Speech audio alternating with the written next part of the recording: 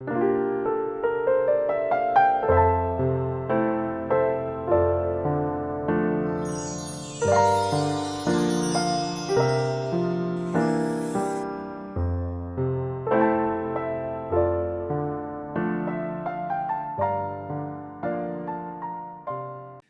11장 1절에서 10절까지 말씀을 교독합니다.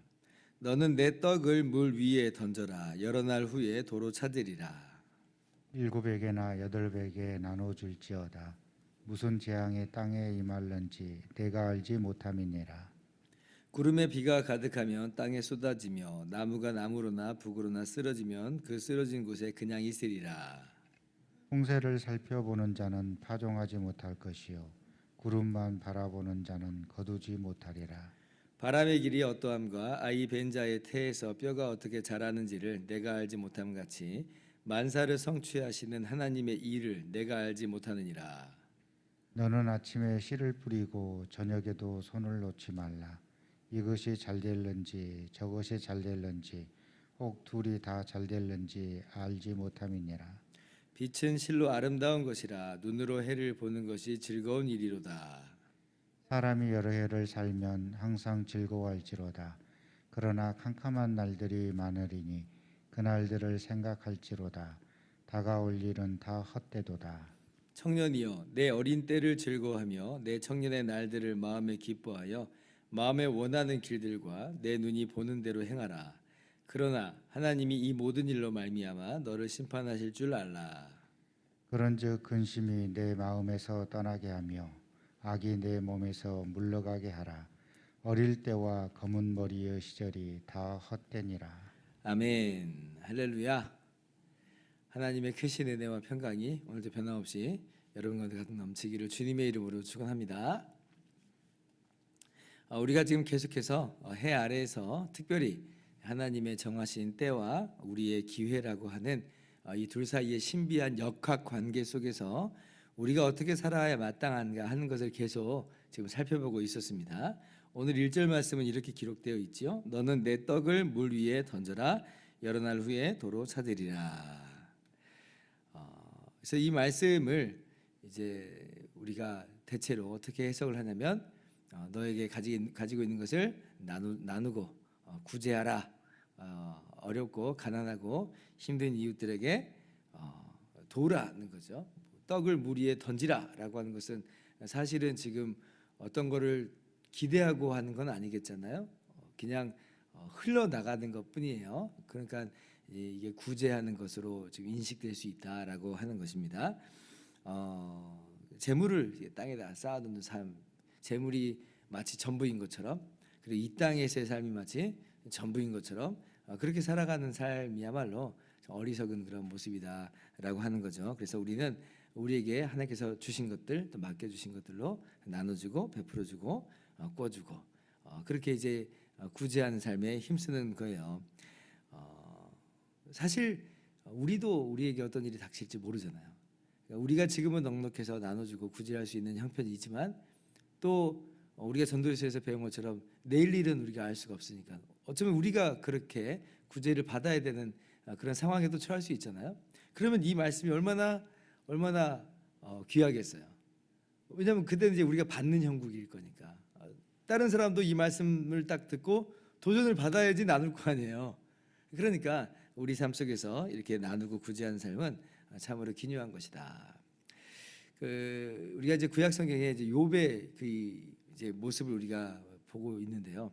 그 욥이 이제 그 자식들도 다 하루아침에 잃고 또 재산도 또 하루아침에 다 잃게 되잖아요. 막 불이 떨어져서 짐승떼가 다 죽기도 하고 약탈당하기도 하고 하루아침에 이제 모든 재산도 다 사라져요. 그런데 이제 욥이 어떻게 다시 재기하게 되었느냐? 물론 궁극적으로는 하나님께서 욥을 돌아보셨기 때문에 이전보다도 더 창성하게 하신 건데, 그런데 욥기 42장 이제 끝부분을 보면 이제 욥의 형제들, 욥의 자녀들, 자매들, 그리고 욥을 이전에 알고 있었던 사람들이 다 욥에게 찾아와서 위로를 해요. 위로를 하고 나서 뭘 주냐면 캐시타 하나와 금고리 하나씩을 줬다 그래요. 아마 이제 저는 이런 생각을 해보는 거예요. 욥이 지금 완전 알거지가 된 상태니까 자녀들 다 잃고 그러니까 이제 그들에게 있는 것으로 좀 나누는 거잖아요. 그럼 그게 일종의 욥에게 좀 종잣돈 같이 될 수 있지 않았을까. 그래서 하나님께서 그런 것들을 또 시작으로 하여서 욥을 이전보다도 2배나 더 창성하게 하신 것은 아닐까. 그렇지 않고서야 왜 굳이 그 이야기를 기록을 했겠어요? 금고리 하나 또 캐시타 하나를 줬다고 하는 것은 그만큼 나누는 것에 대해서 우리가 의미를 찾을 수 있다라고 하는 것이에요. 가장 유명한 예화 중에 이런 예화도 우리가 아마 기억을 하실 거예요. 존스 홉스킨 그 의대 설립자인 하워드 켈리의 이야기인데, 이 사람이 이제 젊었을 때 자기가 학비를 번다고 방문 판매를 하다가 근데 너무 이제 목이 말라가지고 어느 한 집에 두들겨가지고 물 좀 달라고 그러잖아요. 근데 거기에 이제 한 소주가 나왔는데 물이 아니라 우유를 이제 주잖아요. 그래서 배고프고 목도 마른데 그 우유를 벌컥벌컥 들이마시면서 참 고마워했다라고 하는 그런 일화예요. 그런데 나중에 몇십 년이 지나고 나서 한 여인이 이제 배에 혹이 생겨가지고 큰 수술을 이제 병원에서 하게 됐습니다. 중대한 아주 위험한 수술이었어요. 근데 이제 수술이 잘 됐어요. 근데 수술 잘 됐는데 이제 또 뭐가 걱정이에요? 그럼 수술비가 걱정이잖아요. 근데 이제 그래서 아이고 얼마나 나올까 고민하고 걱정하는데 그 청구서에 딱 이렇게 써 있었대잖아요. 우유 한 잔으로 완불되었음. 알고 봤더니 이 여인이 그때 우유 한 잔을 줬던 여인이고 그 여인의 수술을 집도한 사람이 하워드 켈리였던 거예요. 그러니까 내가 지금 나누는 것은 내가 대가를 바라고 나누는 건 아니고 마치 그냥 물 위에 던지는 것 같은 그런 건데, 그것도 한 명도 아니고 여러 명에게 이렇게 함께 나누고 있는 건데, 그런데 그 가운데서 어느새 또 이제 이 사정이 바뀌어가지고 내가 그에게 도움을 받을 수 있는 그런 일들도 있을 수 있다. 그래서 나누고 구제하는 삶에 우리가 힘썼으면 좋겠습니다. 자, 그런데 어떤 또 해석자들은 오늘 이 말씀을 꼭 구제만으로 연결짓지는 않습니다. 뭐 그런 뜻도 있을 수 있다라고 보지만 이분들이 이제 어떻게 보냐면 이거는 분산 투자를 말하는 거다.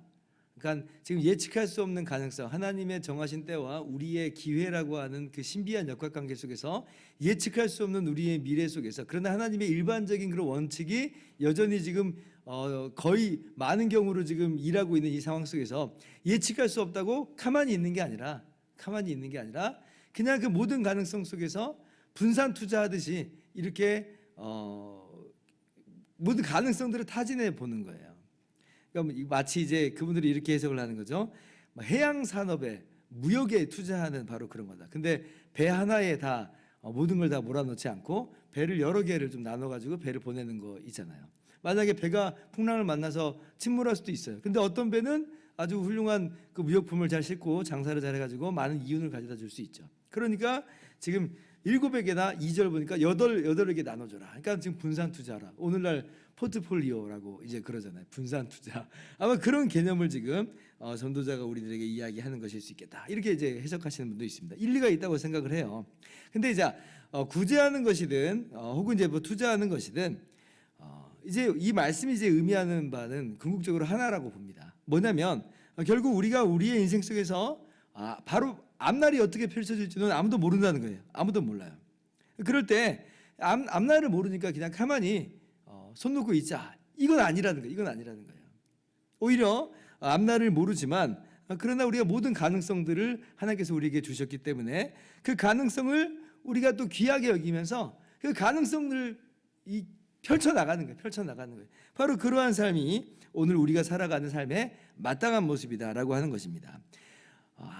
우리가 미래를 알지 못하니까 뭐 어차피 하나님의 때는 다 정해져 있다고 하니 가만히 있자. 이거는 그게 제가 어저께도 말씀드렸듯이 이게 운명론이에요. 숙명론이에요. 우리 기독교는 그러한 운명론에 숙명론에 빠진 것이 아닙니다. 하나님의 정하신 때대로 다 되는 것은 분명하지만 하나님께서는 우리에게 자유의지를 주셔서 이 땅 안에서 우리가 자유롭게 하게 하신단 말이죠. 하나님의 뜻이 어떻게 우리 자유의지를 이루어 가시는지 우리가 알 도리는 없어요. 정말 신비한 역학관계라고 제가 그랬어요.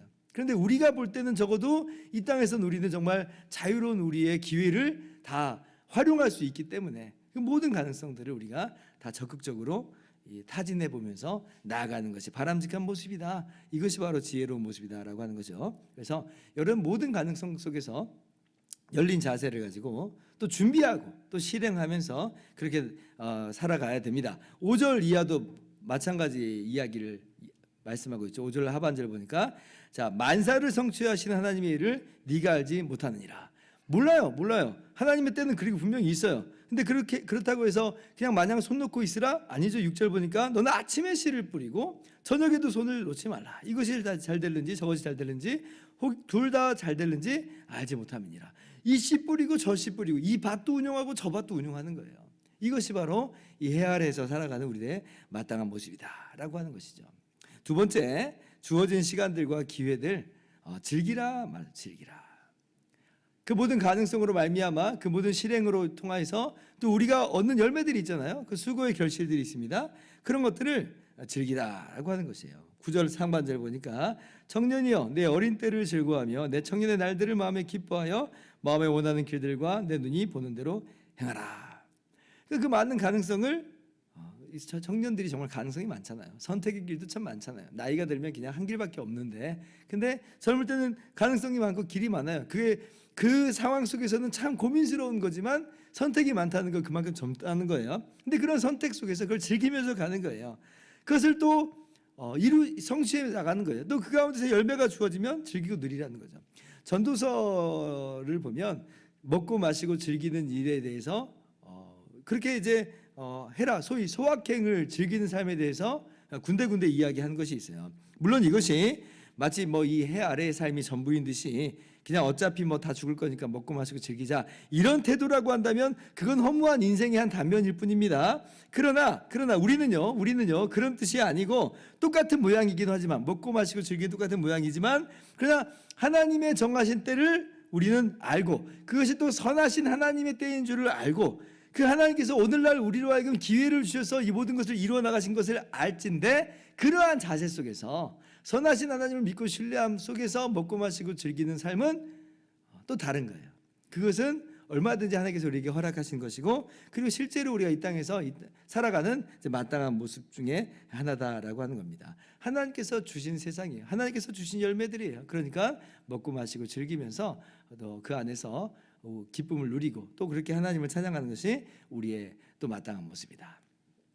세 번째, 또 어떤 삶을 또 우리가 살아가야 되는가라고 할 때, 근데 그 모든 기회들, 그 모든 선택과 수고와 노력들 속에서 많은 가능성들을 우리가 타진하고 시도할 수는 있지만 꼭 유념해야 될 게 있는데 그 뭐냐면 하나님께서는 반드시 심판하신다는 거예요. 이 모든 것은 반드시 하나님께서 책임을 물으실 거라고 하는 겁니다. 그래서 우리가 먹고 마시고 우리가 모든 가능성을 다 타진할 수 있다고 해서 그 모든 걸 다 하는 건 아니에요. 뭐 하지 말아야 돼요? 악에 기울어지는 건 하지 말아야죠. 시편 1편 말씀처럼 악인들의 꾀를 따르지 말아야죠. 죄인들의 길에 서지 말아야죠. 오만한 자들의 자리에 앉지 말아야 되는 거예요. 모든 걸 다 할 수 있다고 우리가 다 하는 것은 아니에요. 해야만 하는 것은 아닙니다. 하나님께서 심판하실 줄을 항상 알고 하나님을 경외함으로 우리가 행하는 것이 우리의 마땅한 모습이다라고 하는 것이에요. 이것이 바로 해 아래에서 또 하나님의 정하신 때 안에서 살아가는 우리들의 모습이다라고 하는 겁니다. 그리고 이제 내일 전도서 12장을 이제 보면서 마무리를 할 텐데, 근데 이제 우리 안에 여전히 좀 풀리지 않는 그런 것들이 하나 있어요. 근데 이렇게 우리가 해 아래에서 하나님의 정하신 때 안에서 우리의 기회들을 가지고 살아가는 것은 우리가 충분히 이해하게 됐어요. 그런데 어떻게 과연 저 해 너머의 삶으로 우리가 나아갈 수 있는가? 모든 사람이 다 누리는 거 아니잖아요. 모든 사람이 다 하나님의 영광의 기업을 누릴 수 있는 거 아니잖아요. 어떻게 죽음의 문제를 뛰어넘을 수 있는가? 이런 것들이 사실은 아직 전도서 내에서 풀리지 않았어요. 내일도 사실 12장에도 풀려지지는 않습니다. 그러나 우리 신약의 눈으로 우리 이 성경을 항상 우리는 보잖아요. 예수 그리스도의 복음 안에서 성경을 보고 있잖아요. 그래서 이 말씀이 사실 우리 안에서는 1장서부터 다 풀린 거예요. 해 아래에서 하는 순간 우리는 해 너머에 있는 것을 우리는 보게 되는 것이고, 이 땅에서 허무함을 우리가 보는 순간 마저 우리는 죄와 허무 가운데 영원한 사망 가운데 죽을 수밖에 없는, 멸망할 수밖에 없는 존재였지만, 그러나 이 허무한 인생을 위해서 예수님이 이 땅 가운데 오신 것을 우리는 대본의 1장서부터 발견하잖아요. 그래서 우리를 그 허무에서 건져주신 거예요. 죄와 사망에서 우리를 건져주셨죠. 어떻게 우리가 해 너머의 삶으로 이어질 수 있는가, 그 영광의 나라에 들어갈 수 있는가, 이거 우리의 힘으로 되는 게 아니에요.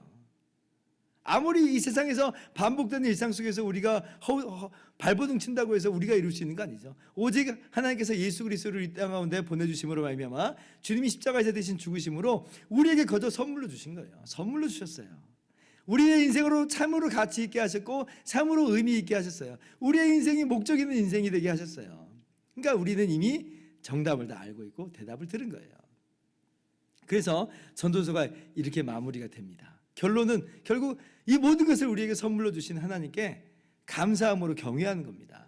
기쁨으로 순종하면서 나가는 거예요. 그러한 마음 자세를 가지면서 오늘을 어떻게 살아가는가라고 할 때 오늘 나눠주고 구제하는 삶, 우리의 모든 가능성들을 적극적으로 실행하는 삶, 그 가운데서 즐기고 누리고 또 주신 것들을 또 그 안에서 또 기쁨을 누리고, 그리고 무엇보다도 악으로는 그러나 가능성을 실현하려고 들지 않는 이제 그런 것이 오늘 우리의 하루를 살아가는 마땅한 삶이다. 허무하지 않아요. 그런 우리의 삶은 허무하지 않아요. 왜냐하면 이미 영원에 잇대어졌기 때문에 그렇습니다. 하나님의 손안에 그래서 우리가 있기 때문에 그렇습니다. 그래서 우리가 우리의 삶을 참으로 지혜 있는 그 삶의 모습으로 나아갈 수 있기를 주님의 이름으로 축원합니다. 기도하겠습니다.